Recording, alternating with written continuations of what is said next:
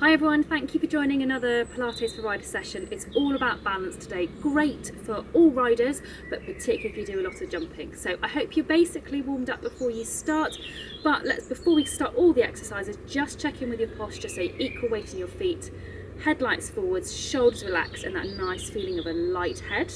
And then we're going to get going with your walking. So thinking of those opposite arms and legs, diagonal pairs, however you want to think about it.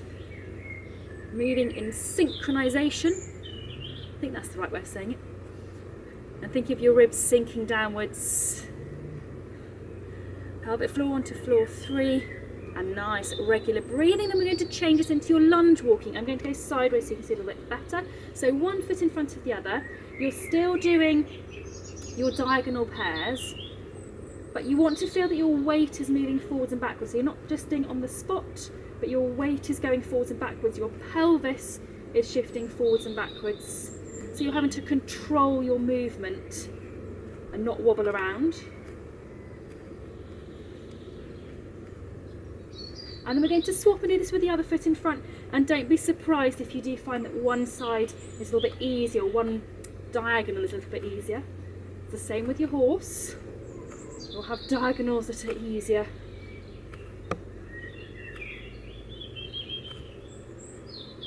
Keep control of those ribs, keep them sinking down. Okay, then bring your arms back down. I'm going to face you again, and we're going to do your hip openers. This is a great exercise for your hips, but also good for your balance. So hands onto your headlights, one leg up, out and down, and the other leg up, out and down. Go with the movement that you can do comfortably, so the movement that is right for your hips. I find this easier on my left than on my right, so I think I'm a little bit stiffer on my right. One more each way. So don't try and force it. You want to do what feels natural for your body. Okay, let's go the other way. So out and forwards, out and forwards. Trying to fall over like I am. Body nice and still, upper body staying level. One more each way. Last one. Super job. Okie doke.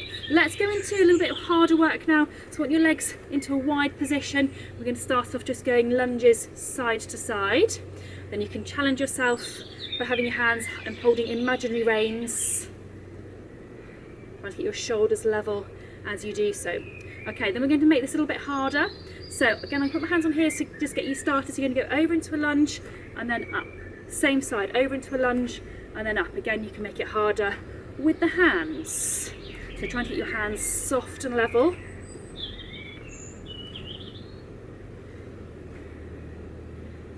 And as you land, try not to land with a flop and a plop and a crash. You want to control your weight down into your landing. Shoulders as much as possible staying level. Okay, let's swap and go the other way. So you're going to go over and up. Try not to fall over and up. The grass is very wet, so my mat gets a bit wet, slippery. So again, thinking of relaxed hands if you're in the rein holding position, shoulders staying level, so all your pelvis and below is absorbing that movement as much as possible, and watch your landing, so you're not landing with a crash. Control the whole movement. Okay, bring your legs down, have a little walk on the spot. We're going to move on to the aeroplane. Now I know some people find this exercise really hard. Remember, you just do the range of movement that you can manage. If you want to make it a bit easier, park yourself up against a wall so that your lifted leg, your foot can be up and resting on the wall just for a little bit of extra balance. So arms out to the side, pretending you're an aeroplane. Soften the knee that you're standing on.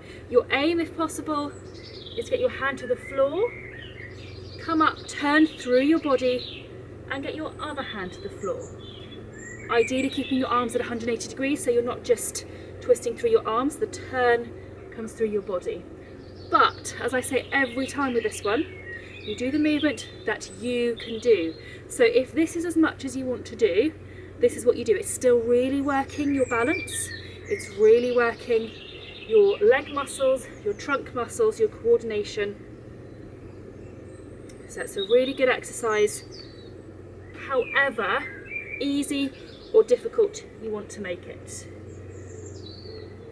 And it is hard because you can't see what your top arm is doing. I'm sure there are lots of times when my top arm is nowhere near the 180 degrees. Keep trying.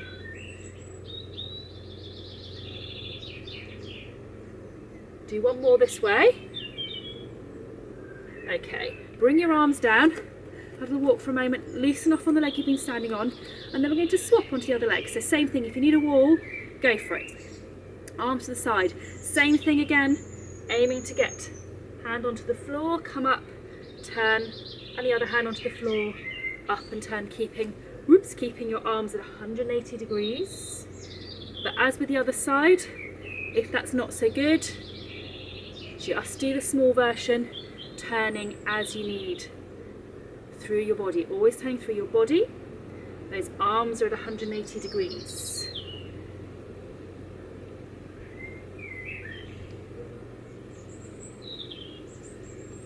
And you will find as you start to get tired, you start to wobble more. That is not a bad thing.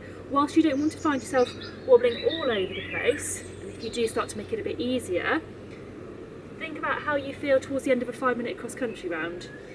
You want to be training in preparation for that feeling so that you can keep your balance right over the final fence. Last one.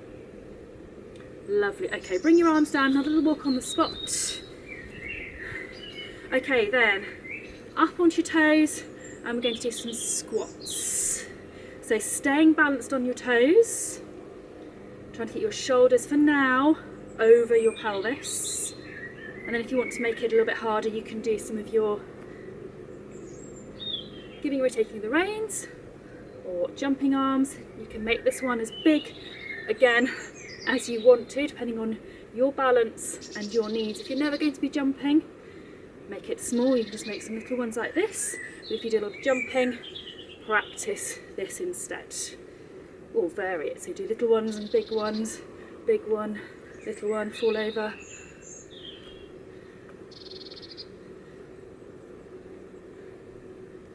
Last one. Super job. Okay, little walk on the spot again. Okie doke, this is going to be a challenge for me with the wet grass. We're going to do some lunges with some turns. So you're going to go forwards into a lunge, arms across your chest, and you're turning side to side. Come up, swap and go with the other leg. Turn, turn, come up. So you're keeping leg still, headlights forwards, whilst you turn your upper body from side to side. This is hard. It looks so easy. It's really hard to keep that stability through the turn. If you're already a little bit tired, legs are getting a little bit weary, but this is where having this control, even when you're getting tired, is what's going to help you at the end of a show jumping round and a cross-country round, so that you've got that upper hand over the people who haven't got that strength and stability through those final combination fences. One more. Super job. Okay, coming back onto my skating rink of a mat, onto one leg, and let's do some heel lift. So again, those of you who regularly watch, you'll know that I'm quite on it when it comes to calf strength. It's an area that we often forget, often neglect. Think, oh, we need to be strong everywhere else, strong around the hips, strong shoulders. We need strong calves. Again, particularly if you're jumping, if you're doing a lot of work out of the saddle, you need strong calves. That's what helps you to absorb the movement when you're in a 3-point seat. Okay, let's swap and go to the other side. And it's good with this one to think about the relaxation through your upper body, down through your arms, so there's no tension coming in. You're standing on one leg, you're going up and down. It's a hard exercise. Keep relaxed through your upper body. Remember to breathe as well. If you're like me, your heart rate's just got up a little bit, so making sure you're bringing your breathing back down. Hard exercise, but keep the breathing regular. Last one. Super. Okay, I'm going to go sideways. I'd like you just to take your weight forwards, stretch out through that calf that you just worked, and come up. And again, take your weight forwards, stretch down through that calf, and up. I'm going to do one more. Forwards, come up, and then we're going to swap. So swap the feet around and then forward, just enough to feel that gentle stretch, not trying to force anything, and up, and again forward. We're literally just lengthening through that muscle that's just been very short with the exercise it was doing. Up, and one more, and up, and we are going to finish there. So some quite challenging exercises. If you found this session hard, don't be put off. Just keep coming back to it. Keep working on some of the exercises that you found particularly hard. The more you do them, the better your balance will be and the more secure you'll be in the saddle. Thank you so much for watching. If you haven't already subscribed, please do so, because it is the best feeling in the world when I see my subscriber numbers going up. Thank you again for watching, and I'll see you soon.